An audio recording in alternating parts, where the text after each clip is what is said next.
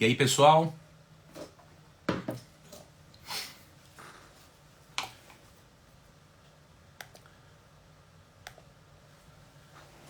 Opa, a turma tá chegando aqui. Que bom ter vocês aqui, meus amigos, para nossa live de hoje, terça-feira, 25 de julho. Hoje faremos uma live muito importante, um assunto aí fortíssimo, né? Vamos aprender sobre a pena capital nas Escrituras, vamos entender conceitos bíblicos, teológicos muito importantes, para que você tenha uma opinião bíblica sobre o assunto, né? Para que você possa compreender, fazer um equilíbrio entre amor e justiça, graça, lei, salvação e juízo. Sim? Para você compreender devidamente a questão da pena capital na Bíblia, você tem que compreender devidamente essas doutrinas que eu mencionei. Tá bom? Então hoje eu vou falar sobre isso. Eu até aqui já fiz um resumo, aqui um guia de tópicos para apresentar para vocês todos. E depois, eu tenho uma boa notícia, além dessa live ficar gravada, depois eu vou deixar para vocês um artigo que eu tenho preparado, que eu escrevi já faz um tempo, né? Um artigo aí de um pouco mais de 30 páginas. Quem está inscrito nas lives vai receber o link desse artigo por e-mail. Então depois da live, eu quero que você vá na descrição do vídeo, no Instagram, na bio, você vai encontrar ali 2 links. E um deles é Descomplicando a Bíblia. Você vai ali, se inscreve, né, coloca ali os seus dados, porque aí eu posso, após a live, mandar o e-mail para você, tanto com o link da transmissão, caso você queira assistir depois, novamente, quanto com o link do artigo, tá? De aproximadamente 30 páginas que eu preparei sobre esse assunto tem alguns anos. Até vou ver aqui, o artigo tem 35 páginas, tá? Nele eu apresento um breve estudo sobre esse tema, que é muito amplo, muito complexo, e aí eu quero enviar para você, tá? Antes aqui de nós entrarmos no tema e respondermos algumas perguntas, eu quero mandar aqui alguns abraços, tá bom? Um abraço para você que me acompanha pelo Instagram, pelo YouTube, muito obrigado, né, pelo carinho da sua audiência, obrigado pela sua confiança, tá bom? Primeiramente, um abraço para Kelly Malheiro, um abraço para Francisca Pereira, um abraço para Rosângela Araújo, obrigado. Um abraço para Regiane TT, boa noite para você também. Um abraço para Rian Rodrigues, Cristina Carvalho, um abraço para você. José, ele é de Arapiraca, Alagoas. Davidson de Brasília, um oi para você. Carbo de Souza, Castro Dalva, Talita Nazaré, a paz de Cristo para você também. Manhumirim, Minas Gerais, a Keila é de lá, nome da minha irmã e nome da minha cunhada, né? Com K também. Patrick, um abraço para você. Tobias Barreto, Sergipe, nos acompanhando aqui. Marquinhos Correia, um abraço para você, tamo junto, meu irmão. Elane Alves, um abraço para você também. Cleide de Uberlândia, um abraço para você também. Que Deus abençoe a vocês, tá? Muito bom ter a presença de vocês aqui.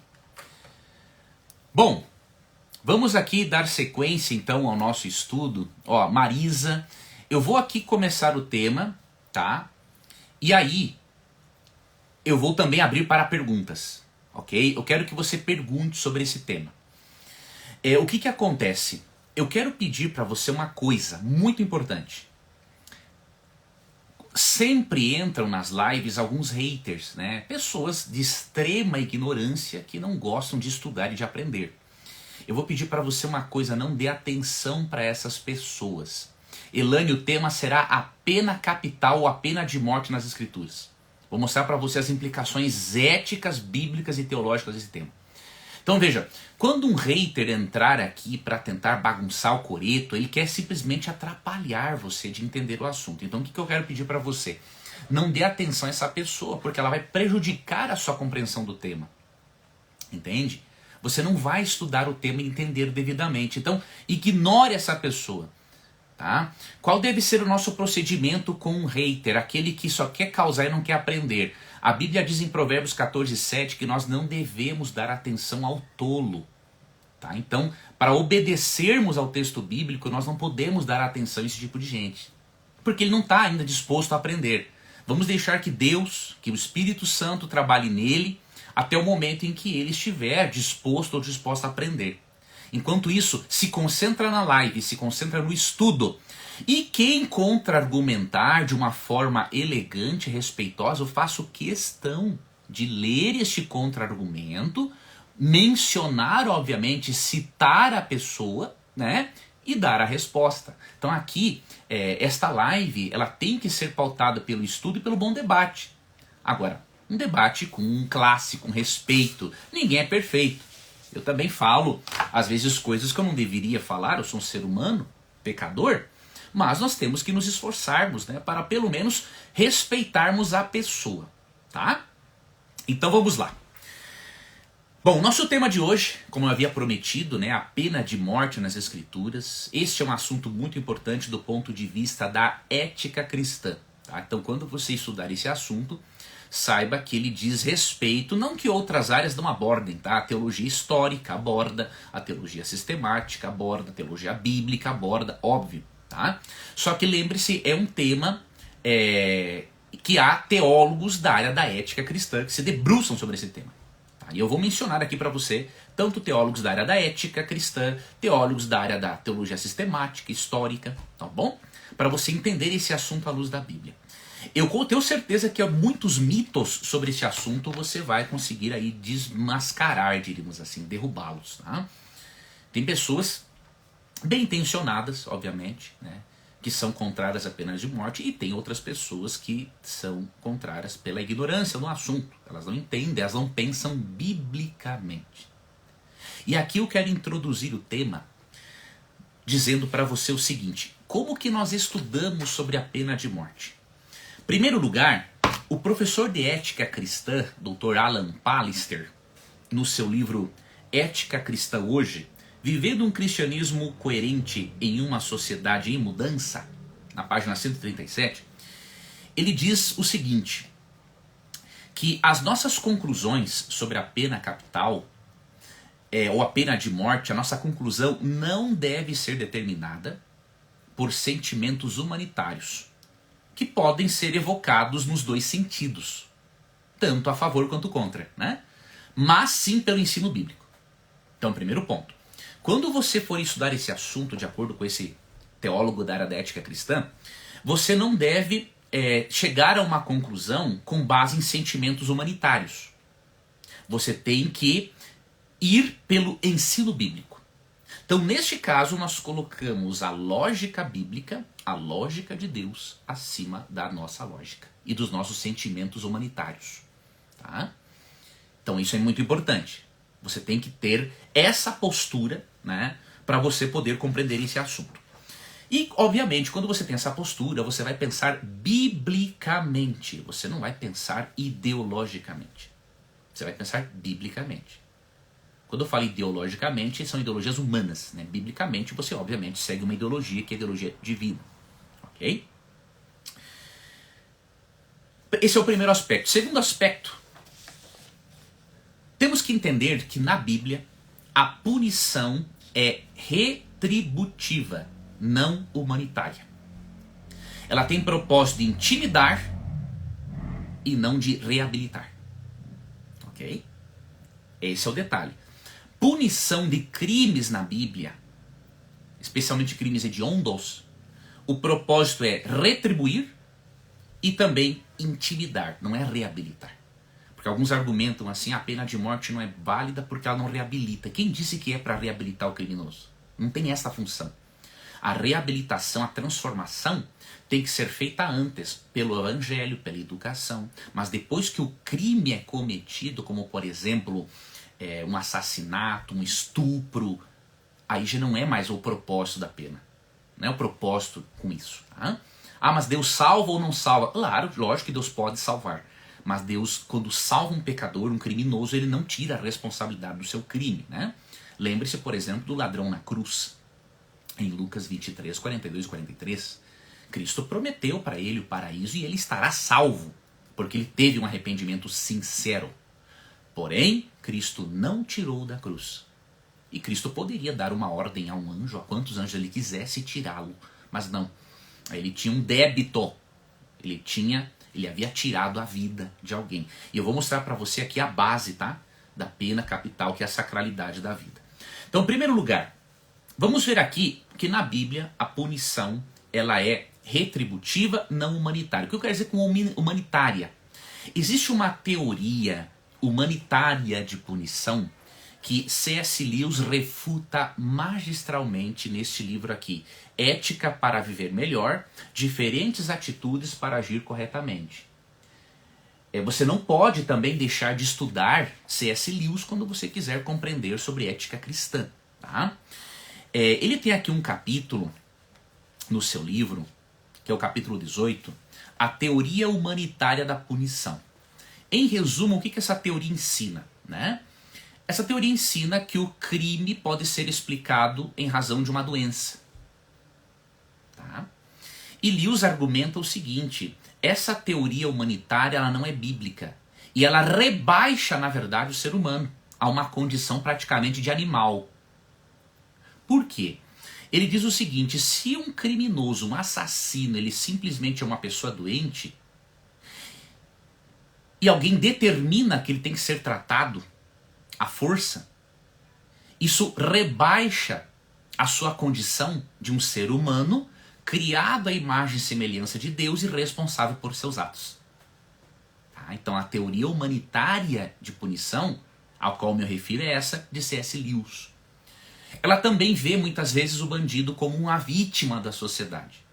Esta é uma aberração teológica e uma aberração moral do ponto de vista bíblico. Eu vou mostrar depois isso.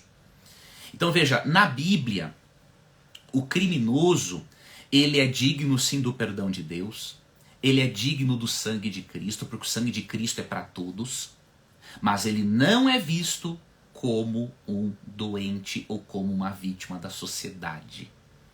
Tá? Então é por isso que eu falo que a justiça na Bíblia é retributiva e não humanitária, no sentido de que o bandido é uma vítima da sociedade, ou no sentido de que ele tem alguma doença. Não, a Bíblia não aceita essa posição, tá? Então vamos ver aqui alguns textos para você perceber como é o sistema de punição na Bíblia. E eu recomendo que você se familiarize com este capítulo aqui do C.S. Lewis. Primeiro texto, Êxodo 23, verso 7. Tá? Êxodo 23, verso 7 diz assim: da falsa acusação te afastarás. Não matarás o inocente e o justo, e não justificarás o culpado. Será que o Deus do Antigo Testamento não perdoava o criminoso dos seus crimes? Óbvio que perdoava. Né? Quando houvesse um arrependimento, perdoava. Mas mesmo assim, ele não tirava a consequência do seu crime. Tanto que Deus fala aqui, não é? Não é para matar o inocente e o justo, e não justificarás o culpado. Então, na Bíblia, a pena é retributiva. Ela também serve para intimidação. Tá? Quer ver uma coisa? Alguns dizem assim, mas não adianta. Mas quem é você para dizer que não adianta se Deus diz que adianta? Né? Você é melhor que Deus? Eclesiastes 8:11. Quando os crimes não recebem rapidamente os devidos julgamentos e punições, os corações dos demais filhos dos homens se enchem de disposição para fazer o mal. Deus falou. Deus falou que quando os crimes não recebem rapidamente os devidos julgamentos, sempre tem um jeitinho brasileiro, né? Especialmente. E aí diz assim, e nem os devidos julgamentos, quando não é proporcional ao crime, os corações dos demais filhos dos homens se enchem de disposição para fazer o mal. Eu parto do pressuposto que Deus conhece melhor a natureza humana que qualquer um. Então quando o ser humano alega, né, que não tem uma força intimidatória, uma pena capital, ele está querendo se colocar no lugar de Deus, ou seja, é um idiota útil. Tá? Ele quer saber mais sobre a natureza humana do que Deus. Tá? Outro texto também importante Isaías 26, versos 9 e 10. E aí vamos aqui dar a continuidade ao nosso estudo de hoje. Isaías 26, versos 9 e 10 assim. Aqui, ó, 26, 9 e 10. Ó, a minha alma suspira por ti de noite. Sim, no meu íntimo, o meu espírito te busca. Pois quando os teus julgamentos se manifestam na terra, os habitantes do mundo aprendem o que significa justiça. Veja, o julgamento, a punição, faz parte do processo educacional. Faz parte do conceito de justiça. Faz parte é um recurso pedagógico para ensinar a justiça.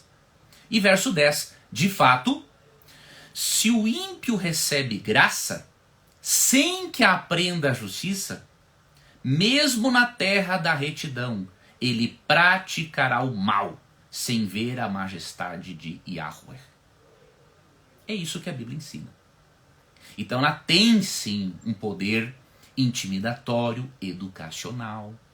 Mas, Leandro, em certos países não diminuem os crimes. Isso é conversa furada, né? Por dois motivos. Primeiro, quando um criminoso, né, recebe a pena capital, quantas vítimas em potencial são poupadas que ele iria matar depois? Claro que diminui. Não diminui porque a pessoa faz o cálculo de um jeito absurdo, né? Então, um exemplo, se um criminoso matar pelo menos 3 pessoas na sua vida, e ele recebe a pena capital na primeira, outras 2 vítimas em potencial, outras 2 famílias não serão destruídas, colocando o número muito por baixo. Tá? E outro detalhe, o texto bíblico é claro em dizer, né, que intimida sim, porque quando a punição não é exercida, o coração dos filhos dos homens se prepara ainda para fazer o mal. Impunidade, obviamente, gera maldade, gera rebelião, ok? Então, esses aqui são alguns dos textos, tá? De que, primeiramente, na Bíblia, a punição é retributiva, não humanitária, ela é intimidatória, não de reabilitação, ok? Qual é a base central para a pena capital? Esse texto aqui, eu digo para você uma coisa, ele é irrefutável, tá? Quem tenta reexplicar um texto desses não é honesto intelectualmente, ok? Então vamos lá. A base principal, eu gostaria que você assim gravasse isso agora, tá? A base da pena capital não é vingança, é a sacralidade da vida. Pegou o pensamento? A base da pena capital não é vingança, é a sacralidade da vida. Pelo fato de a vida ser sacrossanta, Deus requer a vida do homicida. Óbvio, daquele que mata intencionalmente. Até você vai ver depois em Números 35, aquele que matou sem intenção, né, ou legítima defesa, Deus não permitia a morte dessa pessoa, assim como o nosso Código Penal também. Né? Assim, óbvio, não tem pena de morte, mas não é a mesma punição, né, para uma pessoa que pratica um crime por intenção ou não intencional. Tá? Bom, a sacralidade da vida é a base da pena capital. Veja esse texto aqui, de Gênesis 9, versos 5 e 6. Detalhe, esse texto foi dado quando nem sonhava em existir Abraão e nem os israelitas. Então quando você vê alguém dizer o seguinte, a pena de morte foi dada num contexto de uma nação teocrática, Israel, essa pessoa não sabe o que está dizendo. Você tem que desconfiar do conhecimento teológico dessa pessoa. Porque a pena de morte foi dada por Deus no momento pós-dilúvio. E Ellen White explica o porquê. E eu vou mostrar depois para você a opinião de Lutero, Calvino e Ellen White sobre o assunto. Tá? E Ellen White explica o porquê. Porque como os antediluvianos matavam a rodo, não valorizavam nem a vida humana, nem a vida animal, Deus coloca a espada na mão de Noé. Ah, meu amigo. Gênesis 9, 5 e 6. Não existia Israel, tá? Então quando você vê alguém dizer que era para Israel, Olha, eu tenho que ser transparente com você. É um analfabeto teológico, tá? Certamente pedirei contas do sangue de cada um de vós. Pedirei contas a todos os animais e ao homem. A cada indivíduo requererei contas da vida do seu próximo. Quem derramar o sangue do ser humano, pelo próprio homem seu sangue será derramado. E aí que dá a razão. Ó. Porquanto a imagem de Deus foi a humanidade criada. Aqui está a base da pena capital. A sacralidade da vida. A vida humana é tão sagrada para Deus que quando um ser humano, sem autorização de Deus, tira a vida de alguém, ele está destruindo a imagem e semelhança de Deus. E isso é grave para Deus. E a única forma de expiar este pecado, para que uma nação não seja contaminada e culpada de crime diante de Deus, é com a vida do criminoso. A base da pena capital é esta: a sacralidade da vida. Eu quero ler aqui para você a opinião né, do Dr. John Stott, tá? Um grande teólogo, falecido há pouco tempo, né, há alguns anos, e ele é da área da ética cristã. Tá? Vou ler também aqui para você a opinião de Hans Cala-Rondel, que é um teólogo adventista do sétimo dia. Tá? Mas o Dr. John Stott, deixa eu mostrar aqui para você a base, a questão de a vida ser sacrossanta, né, aos olhos de Deus. Tá? Vamos ler aqui uma citação do Dr. Stott que se encontra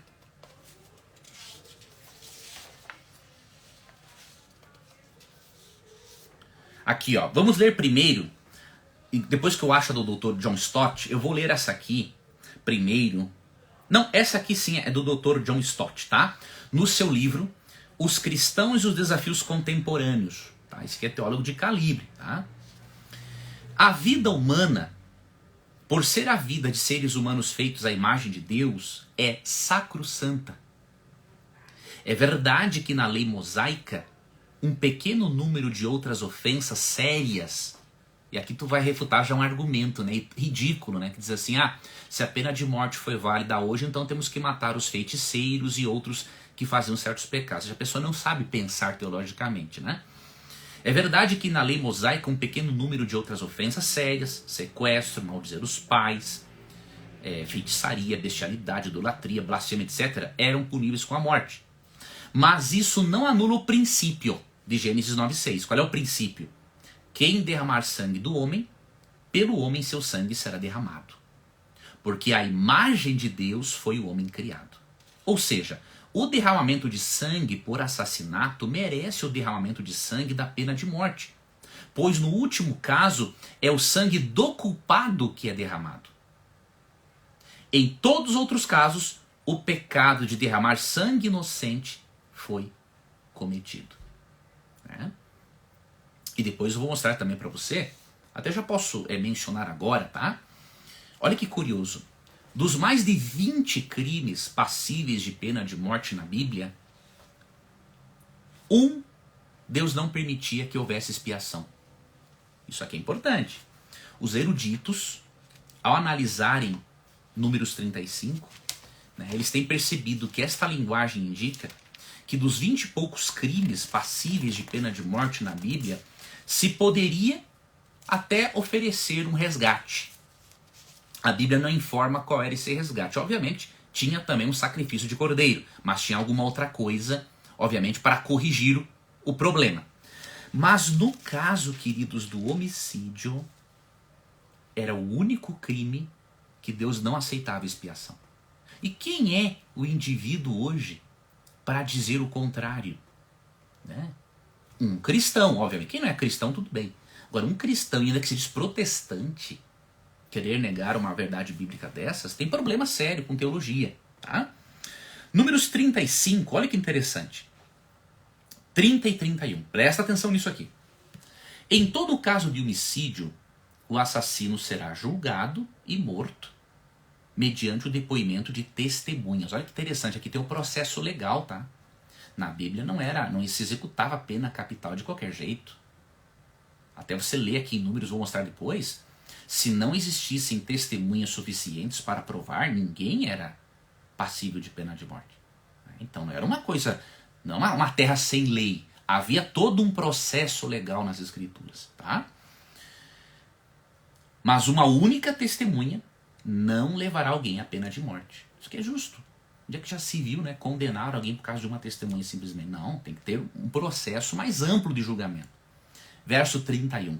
Não aceitareis resgate pela vida de um assassino condenado à morte, pois ele deverá pagar com a própria vida. E aí o verso 33. Não profanareis a terra onde estais. O sangue profana a terra, e não há para a terra outra expiação do sangue derramado, senão a do sangue daquele que o derramou. Não há outra forma de expiação para Deus. Tá? Não há.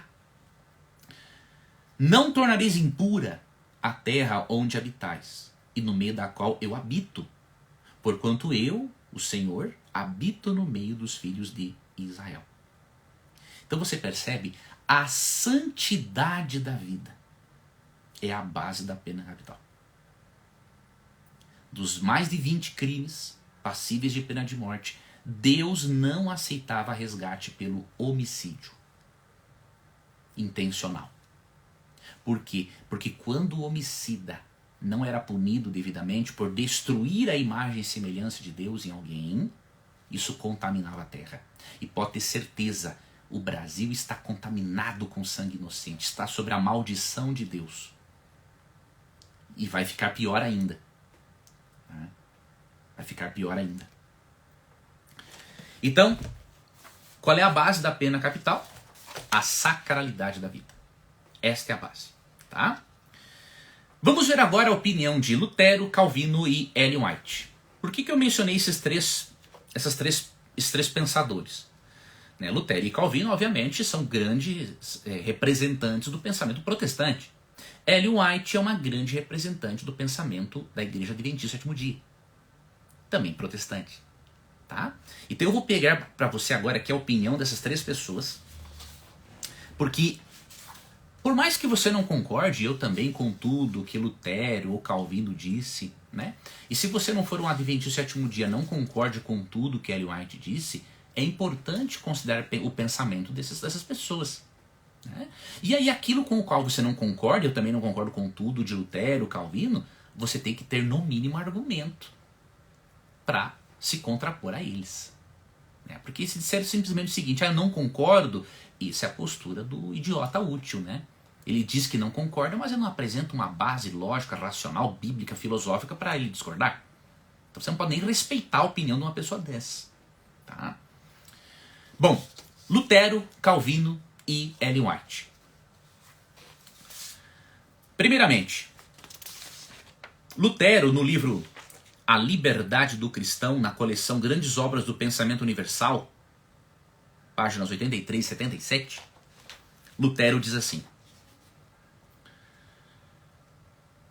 devemos conferir um fundamento sólido à lei e à espada temporais, a fim de que ninguém duvide que é pela vontade e pela ordem de Deus que existem no mundo. Aqui ele está fazendo menção a Romanos 13, 1 e 2, que eu vou mencionar aqui também, e 1 Pedro 2, 13 e 14. Então Lutero diz que existe um fundamento sólido, tá? A lei e a espada, a fim de que ninguém duvide de que é pela vontade e pela ordem de Deus que a lei e a espada existem para a punição. Tá? Continuando, na página 77 e 78 da mesma obra, Lutero diz assim, ó: a lei da espada existiu desde o começo do mundo. Com efeito, quando Caim matou seu irmão Abel, teve tal medo de ser morto, por sua vez, que Deus pronunciou uma interdição particular a esse respeito e abrogou para ele o poder da espada, a fim de que ninguém o matasse. Caim não teria tido semelhante temor se tivesse sabido e ouvido dizer que por Adão, que se deve punir de morte os assassinos. Depois eu vou explicar por que Deus poupou Caim. Não foi simplesmente pela misericórdia. Teve algo mais do que isso. Tá? Ellen White vai explicar isso. Agora veja, o próprio fato, ele diz aqui, de Caim reconhecer que merecia a morte, porque ele já sabia que existia uma lei de que Deus requer sim a vida do criminoso. Tá? Então isso não anula a lei. Vamos ver mais para frente. E aí Lutero continua dizendo o seguinte: é falha dos homens e imputada somente a eles se essa lei estabelecida por Deus não for aplicada. É a vontade de Deus que a espada e a lei temporais sejam manipuladas a fim de castigar os maus e proteger os homens de bem. Essa é a opinião do pai do protestantismo. João Calvino, também peça fundamental na Reforma Protestante, ele escreveu, por exemplo, na obra A Instituição da Religião Cristã, não é? Volume 2, livro 4, página 884. É verdade que a lei proíbe matar. No entanto, a fim de que os homicidas não fiquem impunes, Deus, sumo legislador, pôs a espada na mão de seus ministros para usá-la contra os homicidas. Portanto, não se pode considerar dano ou ofensa o fato de que os juízes vinguem, por mandado do Senhor, as aflições padecidas pelos bons. Calvino está também totalmente certo, tá? Deixa eu te mostrar aqui que Deus realmente, aqui já vamos responder uma pergunta, uma questão. Veja, a pena capital, ela não pode ser aplicada a não ser por autoridades constituídas. Aqui que nós vamos fazer uma diferença entre justiça e vingança. Tem umas pessoas com séria limitação intelectual que eles confundem justiça com vingança. O que é vingança e o que é justiça? Romanos 12, 17 e Romanos 13, 1 a 4 fazem essa diferença. Para toda pessoa sincera e honesta intelectualmente quer aprender. Tá? Bom, o que é vingança primeiro? Romanos 12, 17. A ninguém devolvei mal por mal. Procurai proceder corretamente diante de todas as pessoas. Então o que é se vingar? É pagar o mal com o mal. Quando você e eu fazemos algo contra alguém, ou pagamos o mal com o mal, né, nós estamos nos vingando. Justiça é diferente, porque não é um civil que está aplicando algo e ainda até desproporcional, muitas vezes, tá? Quando parte para a justiça, Deus não considera vingança, ele considera justiça, execução de justiça. Quando você faz algo com as próprias mãos, é execução de vingança. Quando a justiça o faz após o devido processo legal, isso é justiça. Quer ver? Nós lemos aqui Romanos 12, 17, que fala contra a vingança, e Romanos 13 já fala aqui da execução da justiça. Tá? Todos devem sujeitar-se às autoridades superiores, porquanto não há autoridade que não venha de Deus, e as que existem foram ordenadas por ele.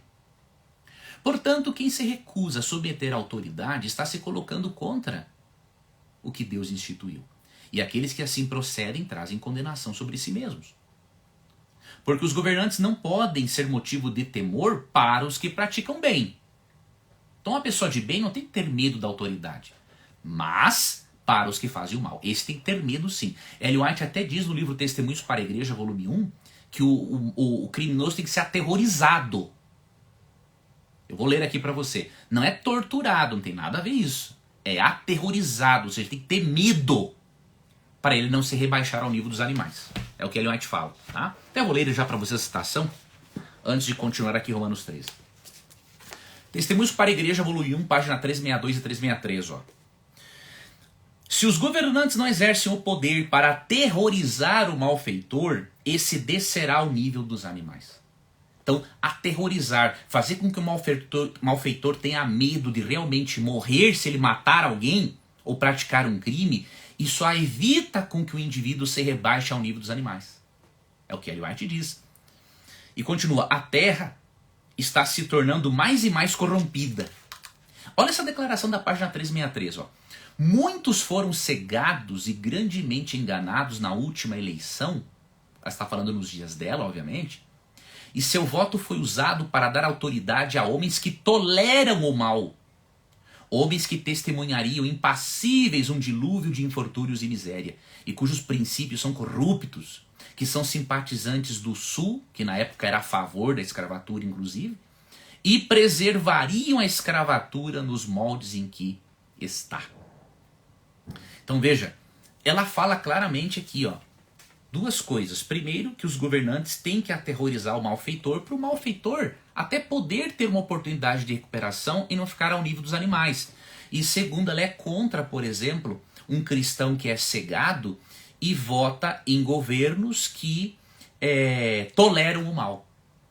Tá? Então é isso que está no livro Testemunhos para a Igreja, volume 1, página 362 e 363. Ok? Um adventista do sétimo dia que diz crer em Ellen White como profetisa e discorda dela, eu recomendaria que ele questionasse o seu nível de adventismo, né? Uma coisa é um cristão de outra igreja, agora um adventista, ai meu amigo, você não é bem adventista não, tá? Vamos lá, continuando Romanos 13, 4, ó. Pois ela, falando da autoridade, né? Serve a Deus para o teu bem, mas se fizerdes o mal, teme, pois não é sem razão que traz espada. Não é para dar a tapinha no bumbum a espada, é para cortar o pescoço, furar a barriga, isso mesmo, era para matar mesmo. É serva de Deus, agente da justiça para punir quem pratica o mal. Tá? Então, para você ter uma ideia, eu vou ler aqui para você o que o comentário bíblico Adventista Sétimo Dia diz sobre Romanos 13. Tá? É importante você ver, eu estou passando aqui para você opiniões de teólogos da ética cristã, comentários bíblicos, não é? Para você poder assim estudar esse assunto de uma forma responsável. Porque você vai ouvir muita bobagem por aí, né? As pessoas infelizmente já não querem mais pensar biblicamente, elas querem pensar de forma simplesmente ideológica, né? E nós cristãos, nós não procedemos desta forma, né? Vamos ver aqui, eu tenho aqui o meu artigo, ele é longo, e eu vou deixar depois disponível para vocês, para que vocês possam, aqui eu acho primeiro a opinião do Norman Champlin, e aqui, agora do comentário bíblico Adventista do Sétimo Dia, aqui ó. Também tem aqui de J.I. Packer. Veja o que o comentário bíblico Adventista do Sétimo Dia diz sobre Romanos 13, 4. Tá? Isso aqui é o volume 6, página 690. Uma vez que o Estado existe como servo de Deus para um bom propósito, o cristão não tem motivo para temer sua autoridade. Aí vem comentando a espada, símbolo da autoridade do governante para aplicar punição. Agora comentando o termo para castigar, literalmente para a ira. Como ministro de Deus, cabe ao Estado aplicar a punição sobre os malfeitores. Então esta é a opinião do comentário bíblico adventista, que não poderia ser contrário, obviamente, ao que está em Romanos 13, 4. Já outro erudito, F.F. Bruce, né, comentando esse texto, ele cita um outro teólogo chamado A.R. Wilder, né? Ele diz o seguinte, na sua obra Romanos, Introdução e Comentário, volume 6, página 193. Ó. Desse modo, o Estado recebe a incumbência de uma função explicitamente proibida ao cristão. Romanos 12, 17, que eu li antes, né? E também o verso 19. Mas é evidente que Paulo divisa duas esferas completamente distintas de serviço a Deus. Olha que interessante. A sanção dada pela Bíblia, aqui e em outras passagens, é enérgica, ou melhor, em outras passagens, a enérgica repressão do mal embaraça muitos cristãos modernos, por causa da sua aparente contradição com o método do amor dado por Cristo e seu preceito de não resistência ao mal. E aí agora vai explicar o porquê que isso acontece. Mas isso decorre de não fazer distinção entre a preservação e a salvação do mundo. A verdade é que a Bíblia afirma tanto a lei que suscita a ira, Romanos 4,15, como a fé que atua pelo amor, Gálatas 5:6. Tanto a estranha obra de Cristo, como sua obra propriamente dita. Então o problema de muitas pessoas, quando elas veem contradição entre a pena de morte e o evangelho, é porque elas não fazem distinção entre dois tipos de serviços. A igreja, Deus deu o serviço de pregar, evangelizar e conduzir à salvação. Ao Estado, e a igreja não deve se opor a isso, Deus deu a incumbência de punir o malfeitor com a espada. São dois serviços distintos e não contraditórios. O cristão tem a sua função, e se um cristão trabalhar no Estado, mas for uma autoridade, ele tem a sua função. Uma coisa não contradiz a outra, porque na Bíblia amor e justiça estão de mãos dadas. Deus, ele não é só amor, ele também é justiça. Então, para nós entendermos melhor a natureza de Deus, dentro daquilo que ele revelou, nós temos que analisarmos e aceitarmos todos os atributos da divindade. Então, Deus é amor, mas ele também é justiça. Ele é santo, ele é soberano, ele é onipotente, ele é onipresente, ele é onisciente. Tem vários atributos, tanto comunicáveis quanto não comunicáveis, quanto os incomunicáveis. Então, você tem que analisar todos esses aspectos. Tá? E Russell Norman Champlin, né, comentando também Romanos 13, em harmonia com o comentário bíblico adventista, F.F. Bruce e outros teólogos aqui, a espada que os magistrados brandem não visa a mera decoração e não serve apenas para fazer ameaças sem sentido. Foi entregue para ser usada. O apóstolo com isso quer dizer que o castigo contra a maldade é algo necessário. Naturalmente, Paulo não estava defendendo a guerra e a violência ao assim escrever. E também não falava contra o pacifismo, né? A paz, na verdade, porque o pacifismo é um conceito também equivocado, podemos falar em outro momento. Paulo queria dizer tão somente que aqueles que estão investidos de autoridade devem condenar e punir o mal com verdade e justiça. Ok? Continuando aqui na nossa live, estou contente de ver a participação de vocês aqui, viu? Depois eu vou responder algumas perguntas. Pode também contra-argumentar, não tem problema nenhum, tá? Tudo aquilo que é feito com respeito e com base, tá? Veja, eu faço essas lives porque eu quero incentivar os meus seguidores, né, os meus alunos a pensarem biblicamente, tá? Você vê uma onda aí de pessoas falando sobre a Bíblia de uma forma irresponsável, né? Eles não têm conhecimento teológico, né? Não estudam o assunto e aí ficam falando besteira por aí. E eu não quero que isso aconteça com você. Então nós vimos a opinião de Lutero, Calvino, tem outros textos de Calvino, tá? Deixa eu mostrar para você aqui agora a opinião de Ellen White sobre o assunto, tá bom? Bom, Ellen White, além de Calvino, Lutero, ela é importante por se tratar da cofundadora, né, do Adventismo Sétimo Dia. E eu fico impressionado como muitos Adventistas do Sétimo Dia, que são contra a pena de morte, eles não leem Ellen White. Eles não consideram a opinião da profetisa. Isso é vergonhoso. Tá? Isso é vergonhoso. Então o que acontece? Eu vou mostrar aqui para você a opinião dela sobre esse assunto. Talvez você que seja um cristão, protestante, de uma outra denominação, um irmão católico, para você não seja importante o pensamento de Ellen White, mas para nós é muito importante. Ela é cofundadora do Adventismo. Nós cremos que Deus deu o dom profético para ela, não para completar a Bíblia, nada disso, tá? Deus deu o dom profético para ela simplesmente para direcionar a mente das pessoas de volta à palavra de Deus, tá bom?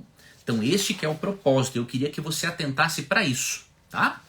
E aí você vai ver o porquê que a opinião dela é importante para nós fazermos uma avaliação desse assunto, tá?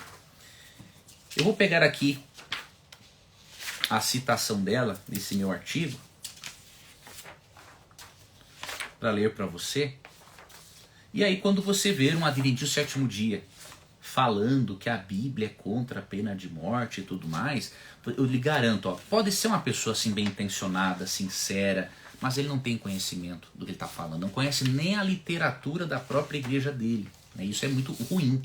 Tá? Vamos ver aqui.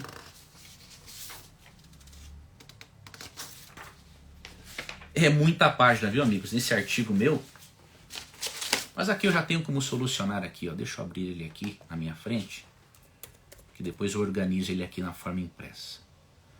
Eu quero que você veja isso aqui, porque a opinião dela também é muito importante. Aí eu vou seguir para refutar aqui alguns argumentos, tá? E aí nós vamos finalizar para não ficar tão longo. Esse é um assunto, tá, muito amplo, tá? Então, obviamente eu não teria como fazer uma live para um assunto tão complexo como esse. Aqui, ó. A citação de Ellen White sobre esse assunto, ela tem duas citações na verdade, tá? A primeira se encontra no manuscrito 126 do ano 1901, parágrafo 44. Veja que o pensamento de Ellen White está em total harmonia com o pensamento de Lutero e de Calvino nesse ponto. Com que cuidado Deus protege os direitos dos homens? Ponto de exclamação. Ele atribuiu uma pena ao homicídio intencional. Quem derramar sangue de homem, pelo homem terá seu sangue derramado. Gênesis 9:6. Se fosse permitido a um assassino ficar sem punição, ele, por sua influência maligna e violência cruel, subverteria outros. Isso resultaria em um estado de coisas semelhante ao que existia antes do dilúvio. Deus deve punir assassinos. Veja, o perdão de Deus não exclui a punição. Ele dá vida e a tirará. Se essa vida se tornar um terror e uma ameaça. Agora presta atenção nisso aqui, ó. Misericórdia demonstrada a um assassino é crueldade para com seus semelhantes. É crueldade para com o semelhante, misericórdia demonstrada para um assassino intencional. Essa é a opinião de Ellen White, tá? Se um assassino intencional pensa que encontrará proteção fugindo para o altar de Deus, ele poderá descobrir que será forçado a sair daquele altar e ser morto. Mas se um homem tira a vida sem querer, então Deus declara que ele providenciará um lugar de refúgio para o qual ele pode fugir. Aqui ela faz referência às cidades de refúgio.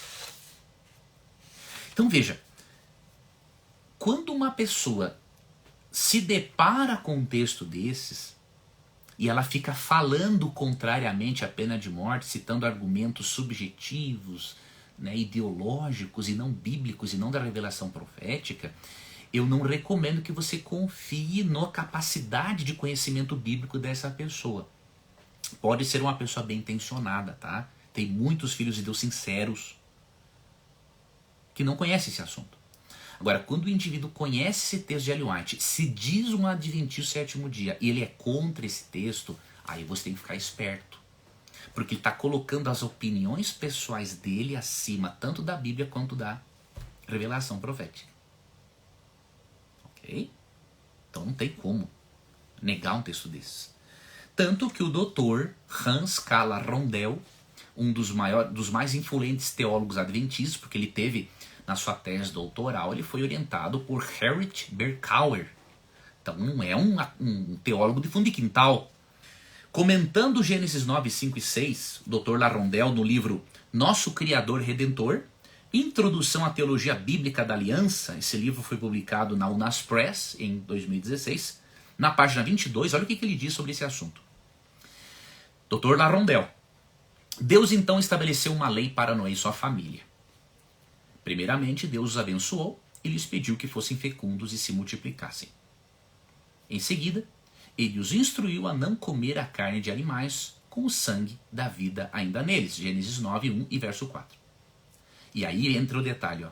Então Deus lhes ordenou que respeitasse a santidade da vida humana. E como? 2 pontos. Da mão do homem, sim, da mão do próximo de cada um, requererei a vida do homem. Gênesis 9:5. Assim, Noé ficou responsável de levar à justiça qualquer assassino, a fim de restringir a impiedade do ser humano. Gênesis 9:5. A razão, porém, para essa exigência judicial era mais profunda, diz o Dr. Larondel. Se alguém derramar o sangue do homem, pelo homem se derramará o seu, porque Deus fez o homem segundo a sua imagem. Gênesis 9:6. Esse verso novamente expressa o status especial do ser humano, como superior ao dos animais, conforme mencionado no relato da criação em Gênesis 1:26 e 27. E justifica a pena de morte para o homicídio. Essa responsabilidade judicial se estende até hoje às autoridades civis, que trazem a espada como ministros de Deus, segundo Romanos 13:4. Pode-se afirmar que nos dias atuais ainda vivemos sobre a lei da aliança noética, a aliança feita com Noé, no sentido de preservar a santidade da vida e restringir o mal inerente da humanidade. A aliança de Deus com Noé era de validade universal, pelo fato de ser confirmada pelo sinal do colorido arco-íris visto por todos. E aqui a opinião bíblica, teológica, mostrando que é válida sim, inclusive para os dias atuais, porque a aliança feita com Noé ela é universal. Deus prometeu não destruir mais a terra por dilúvio, isso é universal. Então a lei para a preservação da santidade da vida também é válida para os nossos dias. Tá? Essa é a opinião de Larondel, teólogo também Lutero, Calvino, Ellen White e outros teólogos que eu vou depois passar para você no artigo, tá bom? Queridos, vamos aqui finalizar respondendo alguns argumentos ridículos contrários à pena de morte, tá? Eu no meu artigo eu chamo de argumentos Nutellas, né? Mas na verdade tem que dizer que são ridículos mesmo, tá? Existem vários. E eu vou aqui responder alguns para vocês agora. Aí vou abrir para algumas perguntas aqui, vou ver algumas perguntas. E aí eu vou finalizar a nossa live e vou, para quem estiver inscrito, depois eu vou mandar o link do artigo, para você ter esse material para você.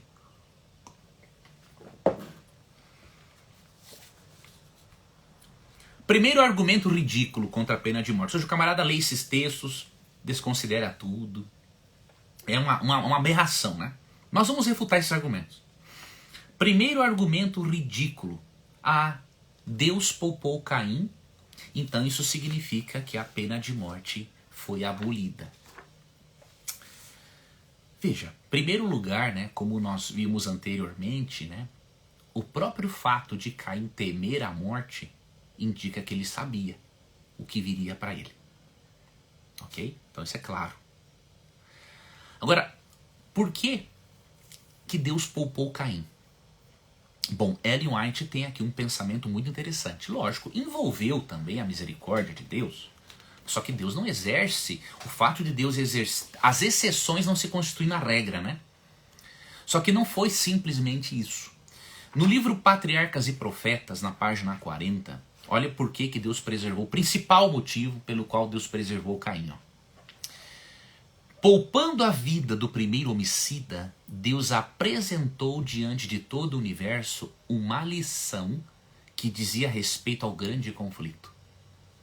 A história de Caim foi uma ilustração de como teria sido o resultado de permitir o pecador viver para sempre. Olha só. Para prosseguir em sua rebelião contra Deus.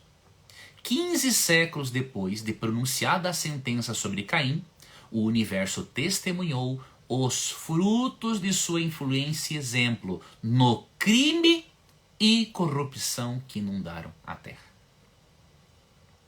Então isso aqui está tão claro, não é? Teve um tomzinho ali de misericórdia, sim. Mas o principal motivo para Deus era mostrar para o universo, com a preservação da vida daquele criminoso, no que se tornaria o pecador se o pecador vivesse para sempre. Todo mundo criminoso.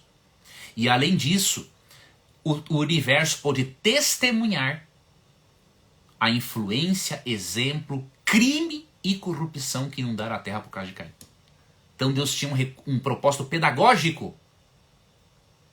Não é passar a mão pro crime. Entendeu? E outra coisa, Norman Geisler, eu lembrei agora, no seu livro de Ética Cristã, ele é muito também, ele teve uma sacada muito interessante, né? O Dr. Geisler diz assim, Deus também poupou Adão e Eva. Imagine, quem que teria de matar Caim? Adão ou Eva? Agora imagine, se Adão já estava sofrendo porque um filho matou o outro, imagine ele ter que matar o outro filho. Então Deus ainda poupou, foi Adão. A intenção dele não era, na verdade, poupar Caim, poupar Adão e Eva. Porque eles deveriam ser os executores. Então esse primeiro argumento contra a pena de morte, porque Deus poupou Caim, é um absurdo. É quem não tem conhecimento teológico nenhum. Outro argumento ridículo.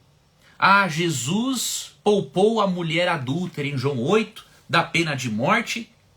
Então isso indica que a pena de morte foi abolida por Cristo. Veja, é uma barbaridade um negócio desse. Gente, é uma barbaridade. Como é que um cristão protestante vai crer na abolição do Antigo Testamento, dos livros do Antigo Testamento? Olha o que Cristo disse em Mateus 5,17. Olha só, presta atenção nisso comigo. E aí vamos entender João 8, tá? Para você ver como as pessoas não sabem do assunto e querem falar do que não sabem. Não penseis que vim destruir a lei ou os profetas. Não vim para anular, mas para cumprir. Aqui é uma referência aos escritos de Moisés, a palavra lei, e depois ao restante do Antigo Testamento. Com toda certeza vos afirmo, estou lendo a King James atualizada, que até que os céus e a terra passem, nenhum i, ou o mínimo traço se omitirá da lei, até que tudo se cumpra. Jesus não veio para mudar o que Moisés escreveu. Ele veio para reexplicar aquilo que os fariseus e líderes da época compreenderam de forma errada. Tanto que em João 5, 46 e 47, Cristo diz assim, Moisés escreveu a meu respeito. Quem não crê em Moisés não crê em mim. Então, contrapor Jesus a Moisés é uma aberração teológica. E isso faz com que as pessoas não entendam o assunto da pena capital. Por exemplo, João 8, né? Por quê que Jesus ali poupou a mulher adúltera? Não tinha como ele fazer diferente? Por quê? De acordo com a lei de Moisés, todo aquele que fosse pego em adultério em flagrante deveria ser morto. Não só a mulher, o homem também. E os canalhas dos fariseus levaram quem diante de Jesus? Eles levaram os dois? Não, eles perverteram a lei. Eles levaram a mulher. E deixaram o outro de lado. Só que não foi só isso, eles arranjaram a situação.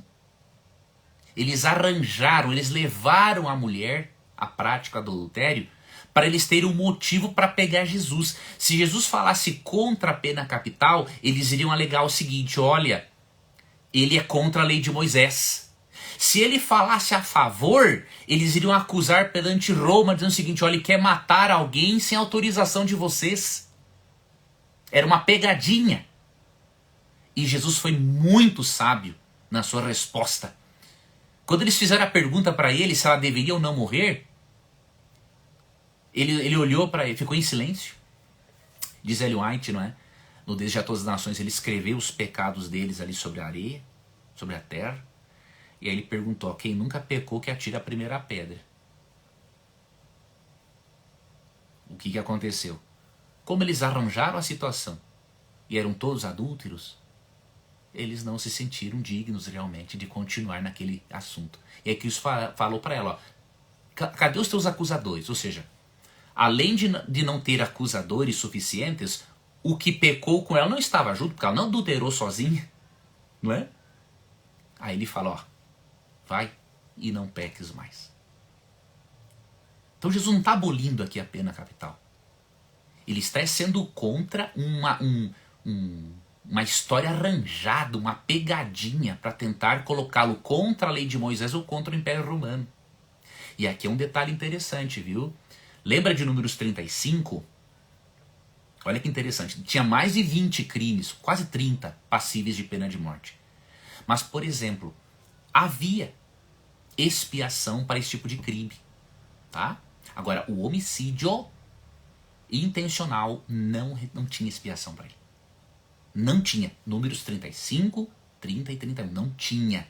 Agora, para esse outro tinha. E além disso, o caso foi totalmente arranjado, obviamente. Outro argumento ridículo contra a pena de morte é discurso de ódio. Pelo amor de Deus.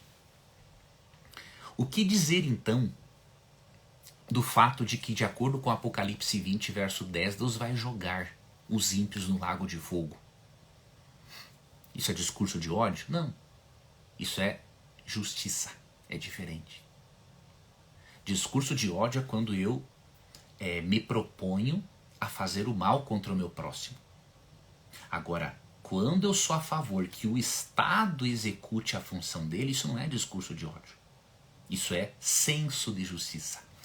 Quando você vê, por exemplo, histórias, né, de um camarada que estuprou um bebezinho de 2 anos de idade e o matou, e você deseja a morte desse cara, isso não é discurso de ódio, isso não é vingança da sua parte, isso é senso de justiça. Você foi criado à imagem e semelhança de Deus e você tem repulsa ao crime.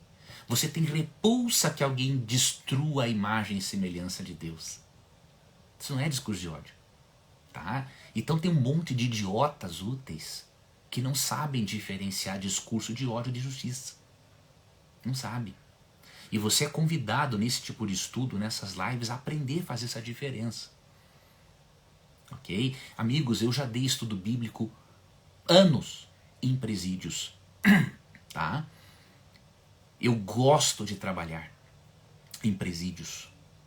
Agora, não é o fato de eu levar o evangelho para alguém que eu não tenha que mostrar também a justiça de Deus para ele.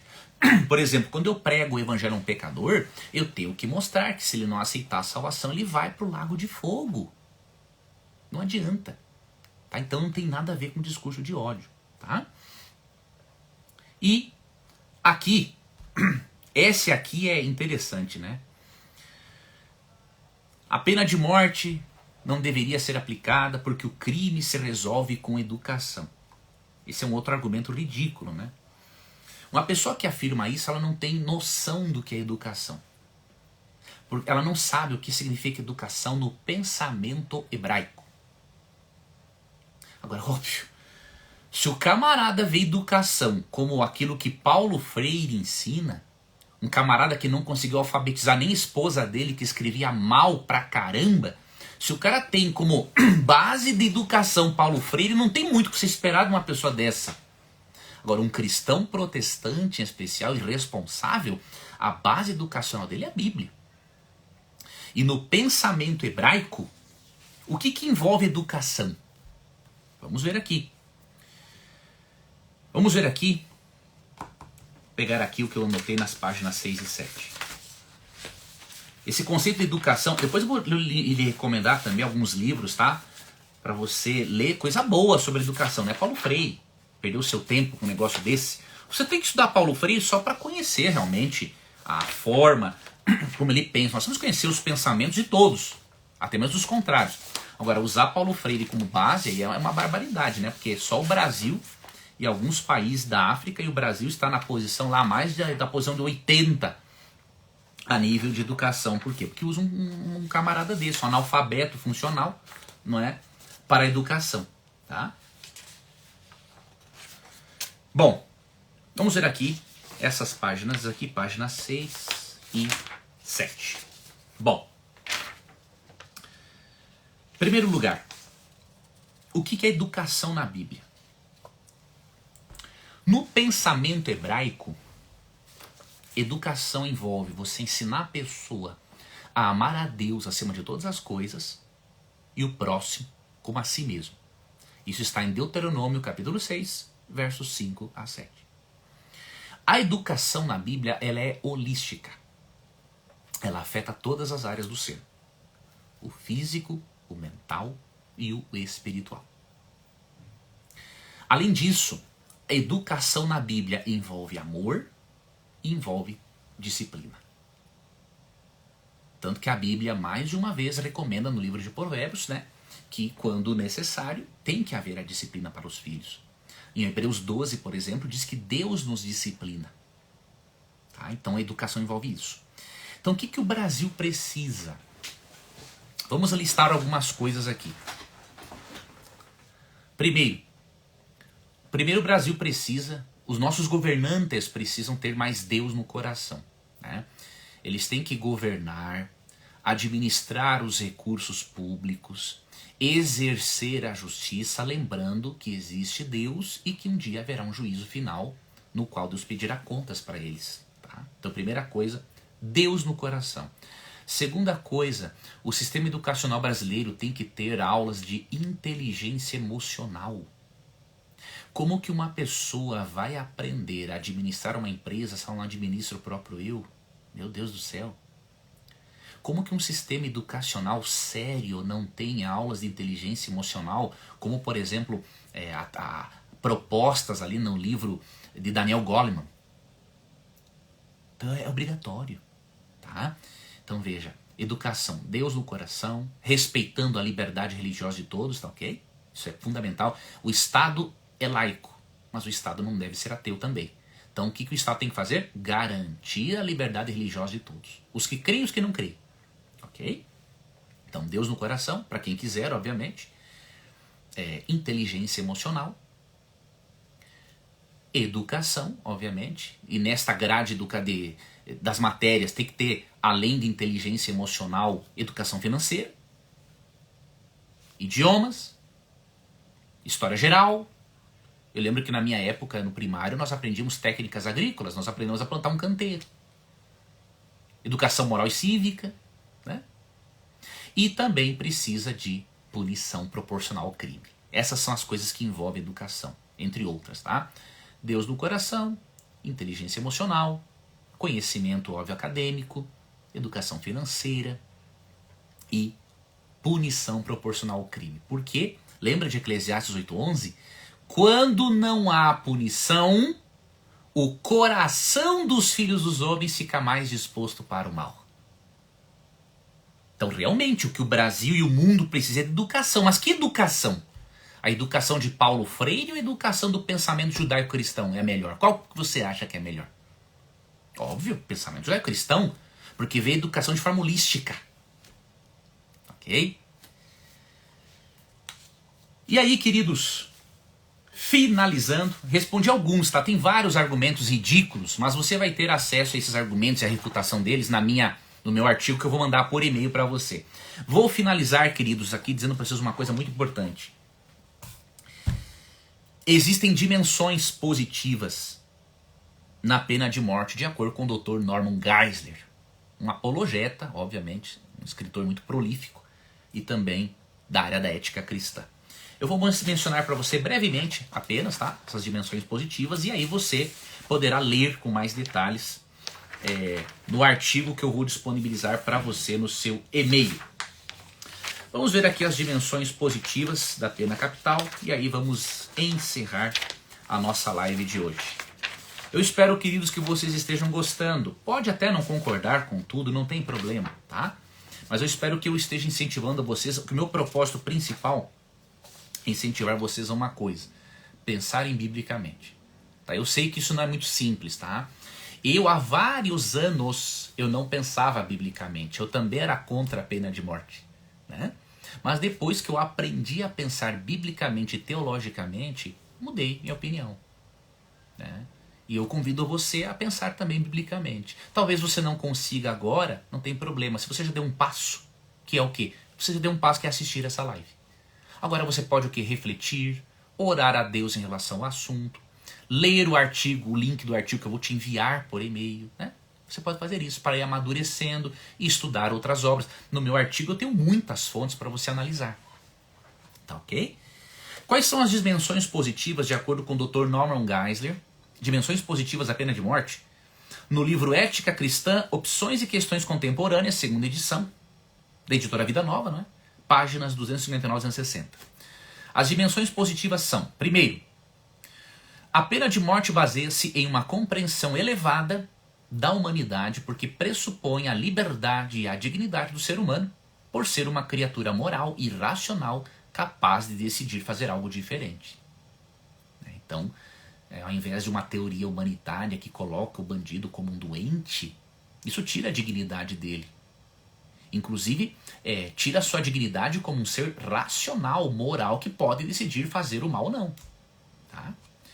Segundo, a pena de morte trata o criminoso com respeito porque o ato de submeter alguém a uma cura compulsória contra a sua vontade é o mesmo que tratá-lo como se fosse uma criança, um tolo ou um animal doméstico. Terceiro aspecto, terceira dimensão positiva da pena de morte, de acordo com Geisler. A pena de morte funciona com base em uma visão correta da justiça, porque a visão bíblica é penal e não remediadora. O objetivo primário da justiça é moral e não terapêutico. É ético e não patológico. É a punição, não a restauração. Êxodo 21, verso 12. Quarto, a pena de morte diminui a prática de crimes porque Deus diz isso em Deuteronômio 17:13. Quem é um indivíduo para questionar Deus? E porque os criminosos mortos não repetem os seus crimes. Isso é uma coisa lógica, né? O que eu falei antes. Um assassino em série, um cara que gosta de matar. Quantas vidas em potencial se preserva com a morte desse criminoso? Né? Então, até mesmo o bom senso nos diz que o indivíduo comum pensará 2 vezes antes de quebrar a lei, se ele realmente acreditar que será punido ao praticar tal ato. Bom senso. Quinto, a pena de morte protege vidas inocentes. De acordo com o Dr. Geisler, isso ocorre de 3 maneiras, tá? Primeiro, produz em nós respeito em preservar e proteger a vida humana. Segundo, acaba colocando o temor de Deus em outros possíveis assassinos. E terceiro, impede a repetição de crimes praticados por ofensores capitais. E queridos, para fechar a nossa live, você sabia que Deus fará uso da pena de morte massiva no juízo final? Se Deus fará uso de uma pena de morte massiva no dia do juízo final, por que devemos estranhar a existência de uma pena capital em certos países? Sabe como que será essa pena capital massiva da parte de Deus? Eu tenho que mostrar isso para você.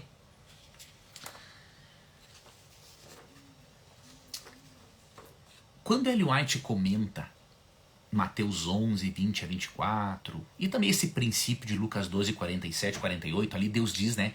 Cristo fala que Deus vai punir alguns com muitos açoites e outros com poucos açoites. Ou seja, o castigo na Bíblia é proporcional ao crime. Olha que coisa interessante isso.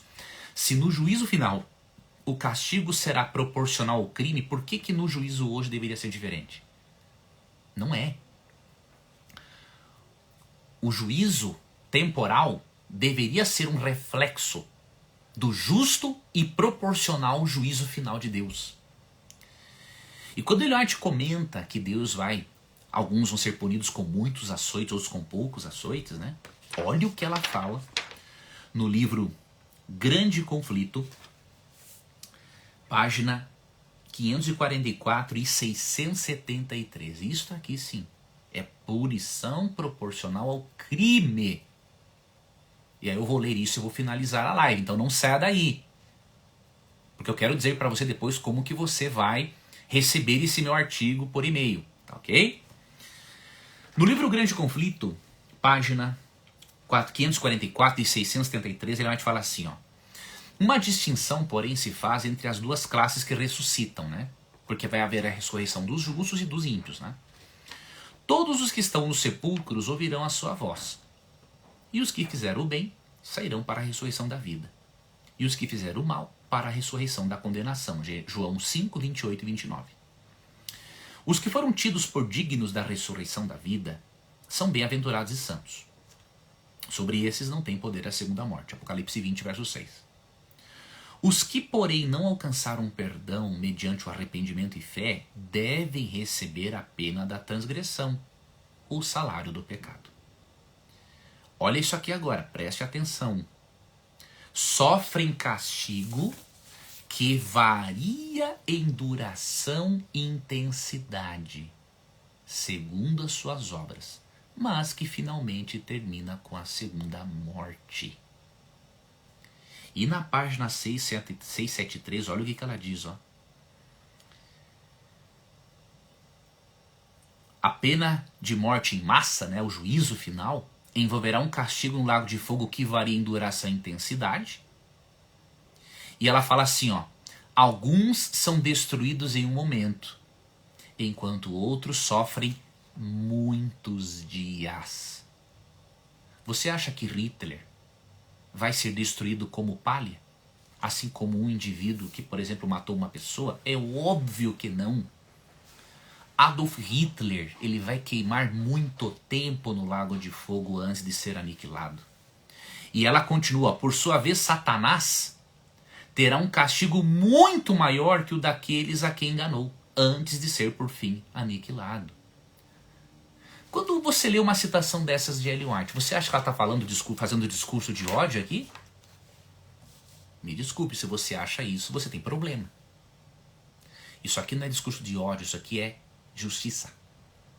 O castigo no lago de fogo será proporcional às obras de cada um. Uns queimarão mais tempo do que outros. Ah, Leandro, o tormento é eterno, veja. Quando a Bíblia fala em castigo eterno, ele é eterno nas consequências, não na duração. Você não pode pensar, por exemplo, que Hitler e Satanás vão queimar para sempre, no sentido de ser eterno na duração, porque eles não vão comer da árvore da vida. Ok? Agora, você também não pode ir para o outro extremo, achar que Hitler vai ser destruído como, por exemplo, uma palha, assim como um ladrão de galinhas que não se arrependeu. Óbvio que não. Na Bíblia, o castigo é proporcional ao crime. Tanto que uns vão queimar muitos dias no lago de fogo, diz Ellen White, e diz a Bíblia. Isso é discurso de ódio? Não. Isso é teologia responsável. Isso é compromisso com os conceitos bíblicos, sobre ética e justiça. E eu convido ao meu internauta, ao meu seguidor, né, a pensar biblicamente. Ok? A pensar biblicamente. Quero mandar aqui alguns abraços para vocês antes de finalizarmos. Eu vi muita gente participou aqui, né? Obrigado pelos comentários. Quem discordou também com respeito, eu agradeço. Eu não vou agora continuar com muitos detalhes, porque pelo seguinte, já são 9h20. Segurei vocês aqui 1h20. Eu até poderia fazer mais, tá? Só que não quero aqui também abusar da boa vontade de vocês. Quem sabe eu respondo aqui alguma pergunta sobre esse assunto. Vamos ver aqui se tem alguma dúvida sobre esse assunto.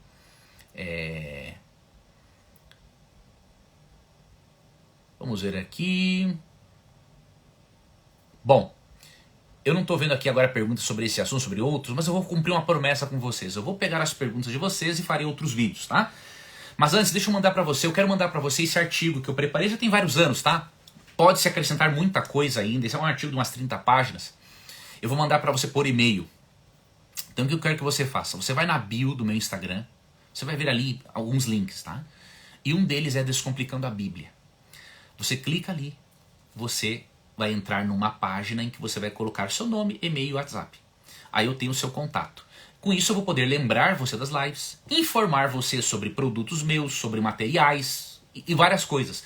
Mas especialmente eu vou informar você sobre lives e vou mandar para você o link para você fazer o download do meu artigo. Nesse artigo eu uso várias fontes para você também se aprofundar no assunto, links. Inclusive tem um detalhe que eu me esqueci de dizer para você. Eu tenho um outro artigo usado com permissão de um grupo de teologandos que estudou ética cristã. E olha que interessante o testemunho deles. Eles eram totalmente contrários à pena de morte, mas quando eles estudaram sobre ética cristã na faculdade de teologia, no NASP, eles mudaram a opinião, porque eles estudaram sobre pena capital, tanto ao longo da história do protestantismo, quanto na teologia bíblica. né? E é assim, ó, deixa eu dizer uma coisa para você. Uma pessoa que estuda ética cristã com teólogos conservadores, e ele é contra a pena de morte, ou ele é muito deturpado na sua mente pela ideologia dele, humana, pessoal, ou ele era da turma do fundão. Sabe aquela turma que fica só falando besteira e não presta atenção na aula? Esse tipo de gente.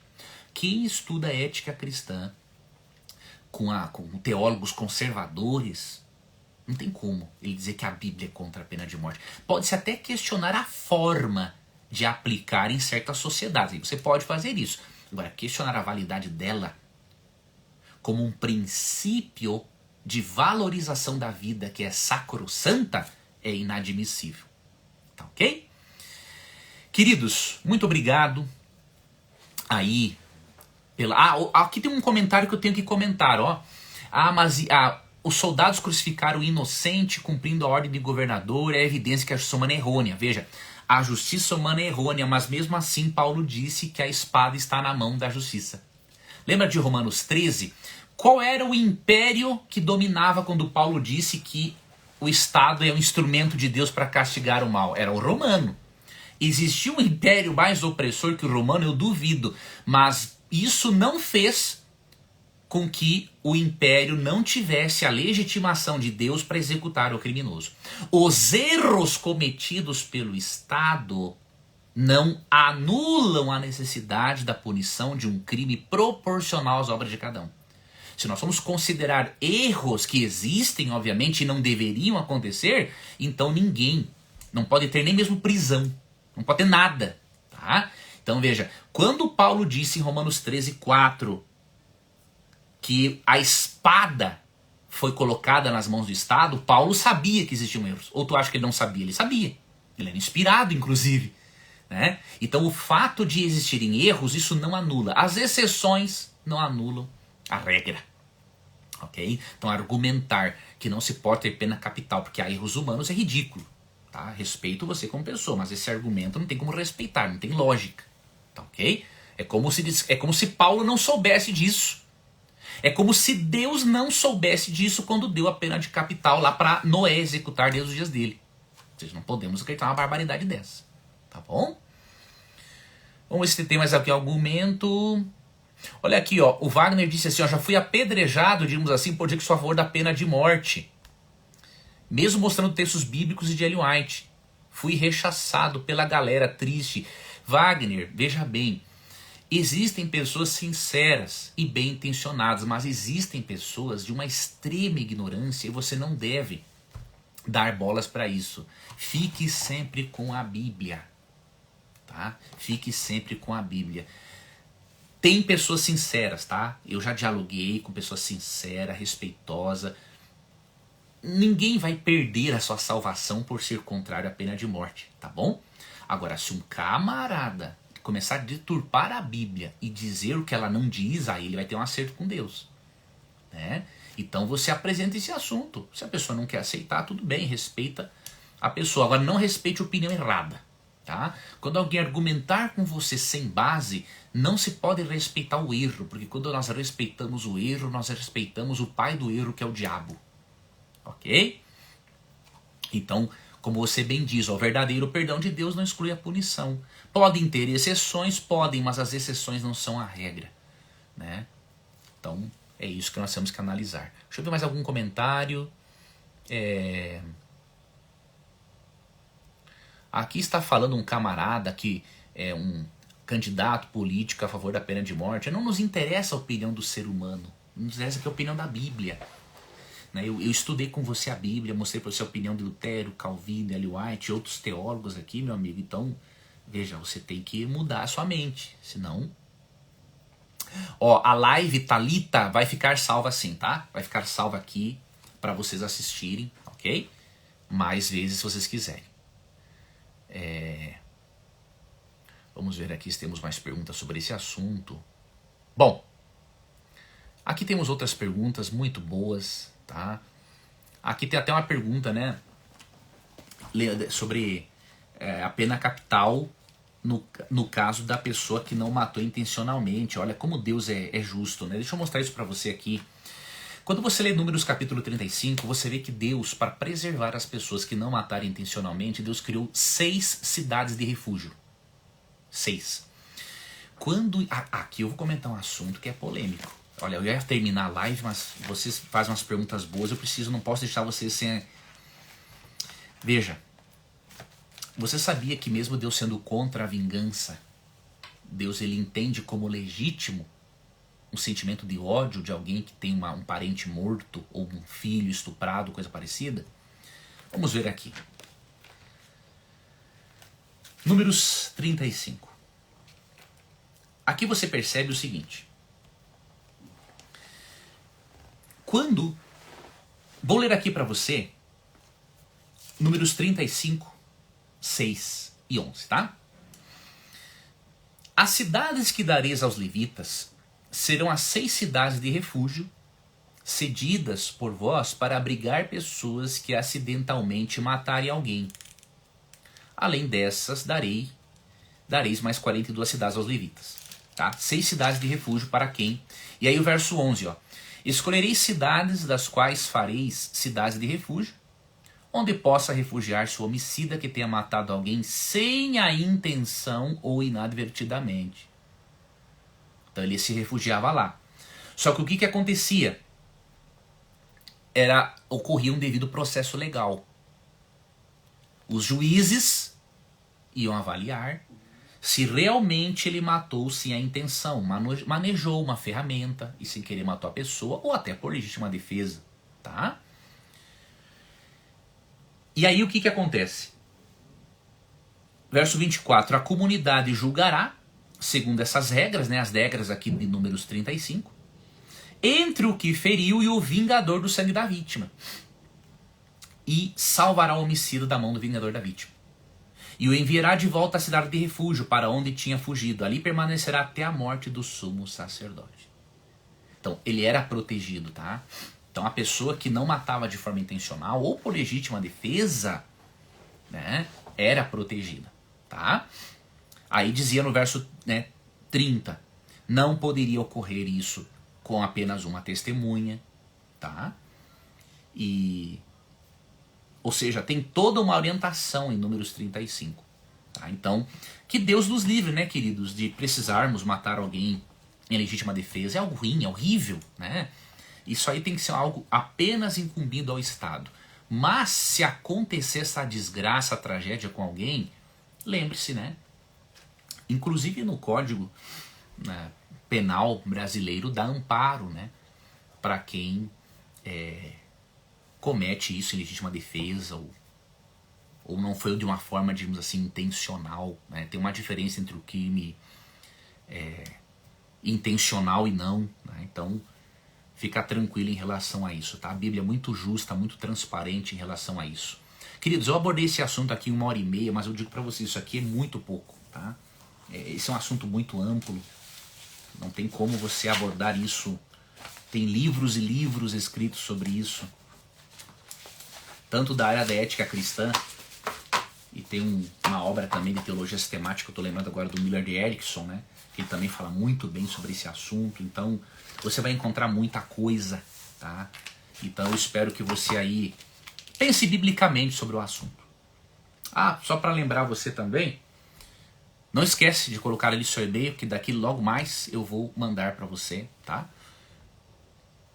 Aqui uma pergunta importante que eu não posso deixar passar isso aqui sem finalizar. E o mandamento não matarás? Você nunca se perguntou isso? Se Deus usou Israel e o Estado também como instrumento de justiça, então por que tem o mandamento não matarás? Veja, a palavra hebraica para não matarás em Êxodo 20:13 não é uma palavra que proíbe a pena de morte. Ela é a palavra hebraica, ela proíbe o homicídio, o bandidismo. Tá? Deixa eu pegar para você aqui a tradução ecumênica da Bíblia, a TEB. A TEB é uma revisão, diríamos assim, uma atualização da Bíblia de Jerusalém. É uma das Bíblias mais aceitas no meio acadêmico. Tá? Como que a TEB traduz o mandamento não matarás? Veja, a palavra hebraica para matar, ela é a palavra harag. Tá? Ela aparece, por exemplo, ali em Êxodo 32, 27. Tá? Se refere a tirar a vida de alguém. De forma intencional, porém não por bandidismo. Já a palavra raçar, ela sim se refere a tirar a vida de alguém por bandidismo. É homicídio. A palavra usada aqui é esta palavra hebraica, raçar. Tá? E por isso, o mandamento não matarás em Êxodo 20, verso 13, é melhor traduzido por não cometerás homicídio. Então, não é uma palavra que se aplica ao Estado. Quando o Estado executa o criminoso, isso não é homicídio de acordo com a Bíblia, é execução da justiça. Porque não se usa aqui o termo harag. Tá? Agora, se usa o termo aqui raçar, em Êxodo 20, 13. E aí a tradução ecumênica da Bíblia, a TEB, traduz assim, ó, não cometerás homicídio. Então a proibição do mandamento é não praticar homicídio. Não está aqui se referindo ao ato de o Estado executar a sentença sobre um homicida. É diferente. Tá? Isso tem também no meu artigo para vocês. Tá bom? Queridos, muito obrigado pela honra da companhia de vocês. Quem estiver inscrito vai receber por e-mail aí o link do artigo para você baixar e estudar. O meu objetivo nessas lives das terças-feiras, às 8 horas da noite, é ajudar você a pensar biblicamente. Tá? Eu sou um pecador, sou falho, estou sempre num processo de estudos, né? Quanto mais eu estudo, mais eu vejo que eu sou ignorante. Mas eu quero, além de crescer, que os meus internautas, meus seguidores cresçam comigo também. E eu peço para você, se você não é inscrito nas minhas redes sociais, se inscreva. Né? No Instagram, no YouTube, Facebook, por que não se inscrever? Né? Você, além de você receber as notificações dos nossos estudos, você vai estar me ajudando em mostrar a relevância desse tipo de estudo e do canal para outras pessoas. Então se inscreva. Eu vou ficar muito grato a você se você fizer isso. Tá bom? É me ajudar a levar essa mensagem, esses estudos para outras pessoas. Tá bom? Em outros momentos, eu vou fazer aqui stories sobre outras perguntas de vocês, sobre questionamentos. Eu vou fazer uma seleção dos questionamentos respeitosos, tá? As pessoas que contra-argumentaram em relação ao que eu apresentei aqui, eu vou fazer uma seleção desses questionamentos e vou fazer um vídeo, tá? E aí vou divulgar aqui no Instagram, no YouTube também, tá? Vou divulgar para você ter aí essas respostas, tá bom? Que Papai do Céu guarde a vocês, um forte abraço, uma feliz semana e nos vemos na terça que vem em mais um Descomplicando a Bíblia. Fica com Deus e até mais.